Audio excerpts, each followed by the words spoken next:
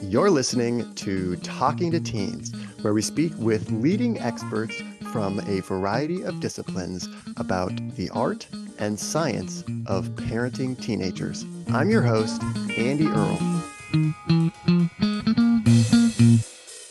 We're here today with Janice Fraser talking about how to make good decisions as a family. So often when we're debating with our teenagers about what they should be able to do, what they shouldn't be able to do, big decisions about the future of our teenagers' life, how can we get through those kinds of family discussions in a way that makes everybody feel heard and that ultimately leads to a decision that everybody can live with? We are here with Janice Fraser, the author of Farther, Faster, and Far Less Drama. Janice has coached teams and delivered workshops around the world. She helps people make better decisions as a group. And she's here today to talk to us about how we can apply some decision-making frameworks in our families to get to where we all want to go faster and more easily.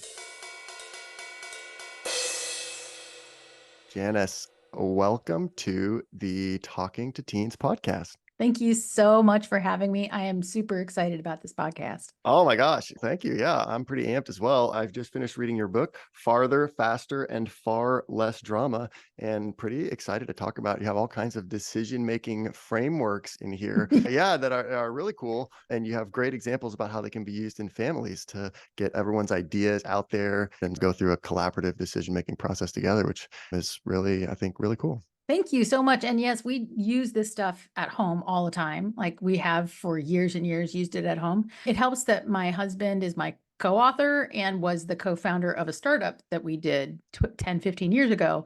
And so my son, who happens to currently be 21, for most of his life, we were working together using these collaboration methods. For us, blue tape and sticky notes around the house. The kitchen wall was where we would make big, important decisions. And there's just so much about working with teenagers that really lends itself to some of these methods. What did I hear about working with teenagers when I was a new mom of a teenager? They need to be heard. They can sometimes be reticent to say things out loud. I know that some of their ideas are stupid, so I don't want to hear all of them. One section of the book is about facilitation methods, and here's a prompt. Write 10 Post-it notes. Everybody writes the same number of Post-it notes. Then you self-edit, you cut them in half. Because I don't want to listen to every dumb idea that comes in your head. But also, I want there to be equal participation around the table. So our daughter is significantly older than our son. She came to us as a young adult. So we didn't have her through her teenage years. So we have this age difference between the millennial daughter and the Gen Z son and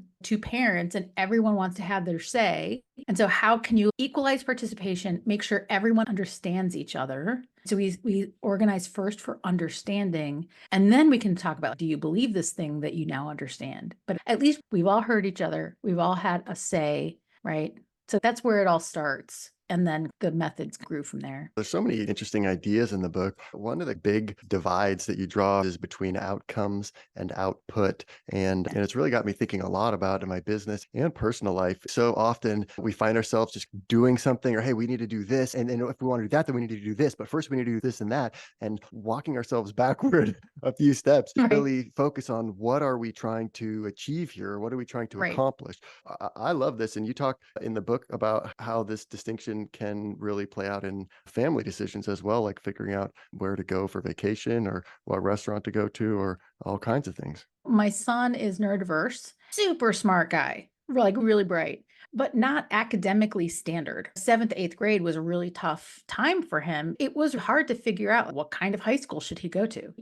He was in public school. He was not very successful at public school, so he moved into a private project-based school, but then he didn't have the standard training to go to a standard high school because his schooling had been different. When I think about outcome versus output versus activity, the relationship here is, what is the result that we want to get for his education? You apply it to something really big, like How do I prepare my kid to have the life he deserves? That's really hard, especially when you have a neurodiverse kid who doesn't fit the standard mold. And we all knew, because of his big brain, we knew that he needed to go to college. And I had the idea that he probably needed to go to a liberal arts college and he probably was going to study philosophy. And he was like, "No way, mom, you're totally wrong." It turns out that's exactly what he's done. But so you have this kid who's not getting the best grades, and yet he needs to go to this super thinky, selective college. I have 4 years to get this kid ready to go from here to there. That's the outcome-based thinking. I know he needs to be prepared that if he chooses to go to college, that he's prepared for the kind of college that we think probably he's going to be well suited to. And then you're like, oh, crud, how do I do that? And suddenly you can look at the high school challenge, like which high school to choose, from a different lens. So instead of fighting about you need to get good grades, it's you need to be prepared to be successful. And so that means that we can start looking in some different directions for how to achieve that. And so actually, he skipped his last year of high school. He never graduated. He just skipped it and went straight to an early college. We found this like random program that is totally unlike any other program that accepts high school kids. So they just skip junior and senior year. And it was perfect. It was a great solution. It's not the right solution for most people, but it was the right solution for him. So when you start focusing on outcomes rather than outputs, output would be the grade. We need a tutor, and then we need more hours, and Yep. then probably practice tests so we can get that score up. You're like tightening the noose around this kid's neck. It just like Yeah. it was like all the bad metaphors. And for a while we tried that and it clearly was not having the outcome that we wanted. And so then it's like the activity and the outputs are different. And what we wanted was for him to be learning and gaining skills that would allow him to be successful. And did we succeed? Yeah, I think so. He's very happy and he's at a college. He lives in Berlin now. He goes to a college in Berlin. He decided himself, I want to go to this particular school in Berlin that has exact program that I want. And he's so happy. And he's like doing really well. So he hasn't graduated yet. He probably will. And if he doesn't, I'm sure it'll be for a good reason. And he's on his own. So grades would be outputs, Grades are outputs. and test scores would be outputs. Yep, that's right. So And the activity is like, are you engaged in learning? And so those activities and the outputs are important indicators, but they're subordinated to the goal. So it's not that we don't care about grades. It's not that we don't care about buckling down and doing your work and having good, healthy discipline, but it's not the point. The point is to be prepared to have an extraordinary adult life. That's what we want. We want the comprehensive result of prepared for the life that you deserve. when we focus on the end goal, then it frees us up to see all sorts of different paths that we could be taking to get there, Yes. instead of feeling focused on the traditional path or the one that we're already on or the most obvious one. And we can start to see so many more possibilities. So me as a student, I loved doing worksheets. I loved worksheets. I love the completeness of it. It gave me a sense of a pat on the back, but I also needed to focus on the why. Like, why are those worksheets important? Actually, the worksheets were important to me because I needed to be a self-starter because of my family situation. And I needed that sense of accomplishment. Sometimes it's hard to figure out what is an outcome versus what is an output. And the outcome is always the answer to why is that output necessary? Why is that output important? There's a famous book called Start With Why. And I just like, yeah, why? Why do I care about that thing? What will be different if I do that thing the way that I imagine doing it? Why do you want to get good grades? Or why do you want to get into a certain college? Why? What's beneath that to have some kind of successful life where you feel fulfilled and like you're doing something meaningful? This will Yeah. hopefully be the path to get you there, but maybe there's other paths. Once we dig down into that, then we start to be able to look at other possibilities. So on page 11 is my favorite quote from the book. And it's about how we don't believe in work-life balance. We believe in it's all just life. And we want it to be a life filled with confidence, security, love, and meaning. We'd all be better if we all had confidence and if we all had some security and if we all are surrounded with love and if the effort that we do gives us meaning. That's a pretty good situation. So all of the tools and techniques and ideas are about helping individuals and groups of people live a life filled with confidence, security, love, and meaning. Because if you do that, then we can change the things that are wrong in the world. We can have more impact. And so that's what we want for our kids. That's what we want for you. It's what we want for ourselves. Sometimes it's hard to really even know what outcome we want. Or you have a whole section in the book on how sometimes we're not even really being honest with ourselves. How do we recognize that or understand that? And how does that fit into all this that we've been talking about? We do on purpose and accidentally lie to ourselves in all sorts of ways. And in part our brains are wired that way and it's purposeful. So I'll be fully transparent. I'm a trauma survivor. I had a very challenging, very early life. So I'm a CPTSD and developmental trauma survivor. So one of the ways that we lie to ourselves is that we develop these coping mechanisms to deal with very difficult situations. And whether that's there was a fire in Northern California and your whole town burned down, which has happened recently, right? Or if it's like me, you come from a very complicated beginning, adolescents who have to deal with another school shooting, you have to learn to shelter in place. Like all of these things are traumatizing. As parents of adolescents, as educators of adolescents, we're dealing with a much more complicated situation than the 1980s when I was a teenager. And so finding various ways to reveal to ourselves the things that are non-obvious so that we can be radically candid with ourselves, so that we can then develop coping strategies. That's what increases our confidence in moving through the world. Whether it's from psychology or from business literature or from cognitive psychology with implicit bias and cognitive biases, these are all different ways that we are not addressing what's really happening and what's really at play. And I've lived a really nice life with this one motto, and it's figure out what's true and make that a good thing. So, as someone who comes from a very complicated background, figuring out what was true is not always pleasant. Sometimes figuring out what's true is coming out of denial and it hurts a lot. But once you do that, you have so much more capacity to create something good out of what you have. That was all pretty vague. I really believe in radical acceptance of the true thing gives you power. It gives you power to build a new story. It gives you power to have an influence over what's happening. One of the biggest lies often that we tell ourselves and others is, I'm fine. With parents and teenagers, especially. Hey, how's it going? How was school? How's practice? Yeah, it's fine. Yeah, I'm okay. Yeah, I'm Yep. fine. And how do we get through that? I experience this a lot myself. I'm not so good about communicating this kind of stuff in my own personal relationships. And I find myself saying, yeah, I don't know. Yeah, I'm fine a lot. It's not necessarily that your teenager is trying to be evasive or hide things from you. They honestly maybe Yep. don't really know or they haven't checked in with themselves. And so how do we open up some of those conversations? And I love this tool that you have in your book.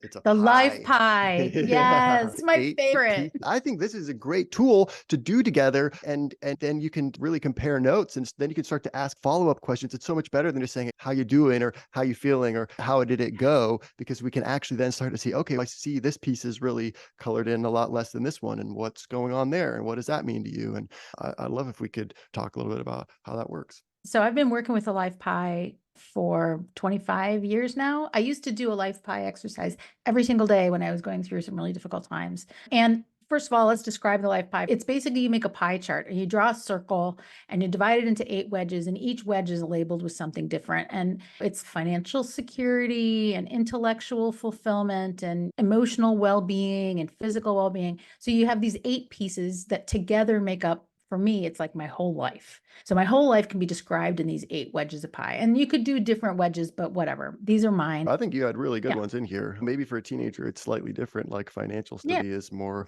about how they're feeling with studies. I would love to see what would a good life pie look like for someone who's not yet at that adult level of operation. But the idea is that you create your 8 wedges that represent a whole life. And then you just take, I use a highlighter and I fill in from the middle outward. I fill in the wedges of pie like it was a coloring book. And the amount is how good is it? Like how full am I? I think about it like fullness. What I find is I'm always surprised by what comes out, even after this long, because I always try and think my way out of problems or situations. But really, what I need to do is something that fulfills for me spiritually. I need to make art. I need to go for a walk outside in the woods. I need to hang out with the redwood trees. And I never think of that. And so part of what happens is that I'm surprised by where I have deficits. You're like, oh, that really needs some nurturing right now. Here's another way that I would use it in challenging situations. I would say, what is a small thing I could do to care for myself in this way? Sometimes what I need to do is pick up my laundry. and like put it in the laundry basket. And sometimes what I need to do is something really mundane, but that actually gives me more nourishment than it seems like it should. So the laundry is a good one for me because as a CPTSD survivor, I have had chronic depression. Depression is a symptom of CPTSD. When I'm depressed, I now know after years of doing this life pie thing that the number one thing that I can do to improve my state of mental health is do my laundry. Who would think that something so small and mundane, everyone's like, write in your journal, talk to a friend. It's no, you know what I need to do? I need to do a small, teeny tiny thing that cares for my physical space because that's the place that I let it go first. Being a parent of a teenager, you're waiting around in the wings for your kid to open up just a little bit and then you listen. That's it. It's a different kind of parenting than early childhood, obviously. And so that idea of the teenager going, oh, I'm fine, and not really having the tools to express what's really going on with them. I think the Life Pie is a great example of a tool where you do it and I do it. I'm modeling for you that as a parent, I too have good and bad. And we compare life pies and we just have a little conversation about like, what do you see? What I see is like this and this. And it's still an awkward conversation because nobody likes to open up to their mom. That's not true. Some people do. My kids didn't. Weirdos. I never opened up to my mom. But like having just a little bit of conversation can go a really long way. And then as a parent, what you always want to do is like, how can I help you make it better? Whatever needs to be made better. What's one small thing you could do? It's just a teeny tiny comment. What's one small thing you could do to care for yourself in that way? You're teaching them how to prompt themselves to care for themselves. I find it to be so helpful and useful. I love that. Yeah, I think it's just such a great framework and it could just lead to such great conversations. I really would encourage people to check it out. You're not a big fan of plans. It seems like a lot of this book is about planning, but when you value planning above outcomes, it's easy to conflate effort with achievement. Having done work or Yes. checked things off a list isn't the same as creating value through your actions. This goes back to our school conversation, right? You can do all the work in the class that you were assigned and you can get a decent grade and you can still feel completely unprepared for knowing what you want to do with your life, knowing how to be a functional, effective adult. So it's not that I don't like plans. It's that so many things disrupt our plans. Right? I could make a plan for my son's education. You're going to go to this school and that school. But the reality is that school zoning changes in the city that I live in. We discover that my son has a different way of approaching intelligence. New information is constantly unfolding. And then we're living in an era of COVID or wildfires in California or Donald Trump's presidency. You just never know when they're going to outlaw something new in Florida. We're dealing in a world where the surprises are end boss level, right? I really feel like there's one end boss level challenge after another. No one could have predicted how many kids would come out as trans in the last 5 years. And we can talk a lot about why that is now and not before, but our world is changing and it's dynamic. And that means that the requirements of us as people who support adolescents, we need to be able to flex. So if I were to make a plan and stick to the plan and value the plan above the result, I would get it all wrong. I have a better chance of getting things right if I focus on why is that plan necessary? Why do we choose those things? What is the outcome we're going for? Then we can just release the pressure to let the plan be flexible. As Is long this as plan still serving us? We can keep right. reevaluating and say, are we still achieving what we hoped we would? And if not, we can pivot to something else. So I think about it like sailing a boat. If I want to get from San Francisco, where I live, over to Berkeley, I have to go under the Bay Bridge. If I come out under the Bay Bridge and there's some crazy wind, I'm going to need to tack in one direction or another. I'm going to need to change the way my sails are pointing. I still want to get to Berkeley. But then if suddenly a huge container ship, which also can appear, is suddenly in front of me, I'm going to have to go around that huge container ship. So that's how I think about the relationship between plans and outcomes. I want to get to Berkeley. That's my outcome. It means I have to flex my plan a little bit to get there based on what's true at the moment. Well, there is so much more to dive into in here. Amazing frameworks and examples and powerful stuff. So I hope that people will go check out a copy of the book, which is called Farther, Faster, and Far Less Drama. Janice, thank you so much for coming on the show today and talking with us about all this. Thank you for having me. I really enjoyed it. It's been an absolute pleasure, and I think really packed with really lots of valuable insights, and it really got me thinking in a new way. So hopefully it will for parents as well. Yeah. Where can we send people to maybe follow you to find out about updates from you or what you might be working on next? So janicefraser.com, JANICEFRASER.com is my website, and Janice Lee Fraser on Instagram. We're here with Janice Fraser talking about a better way to make family decisions. And we're not done yet. Here's what's coming up in the second half of the show. So then you can say, you have 5 minutes. Give me your greatest sales pitch for the option you want. And then whoever has the authority to make the call can make the call. Some decisions take really too long and some decisions are made way too fast. And what we need are there are two questions. Does this move us toward the important outcome? Will we make progress in the right direction if we do this? And can everyone live with it? There's enough hard stuff coming at us all the time. I just want to lower the volume on the drama. I want to make more progress and I want it to be easier. So people make decisions when, among other things, they agree to stop talking. People stop talking when they feel understood, not when you actually understand them, but when they perceive that they have been understood. And I think that's a big unlock in families. That's an important component in families, when you perceive that you have been understood. Want to hear the full interview? Sign up for a subscription today. It's completely affordable, and your membership supports the work we do here at Talking to Teens. You can now subscribe directly through Apple Podcasts. Thanks for listening, and we'll see you next time.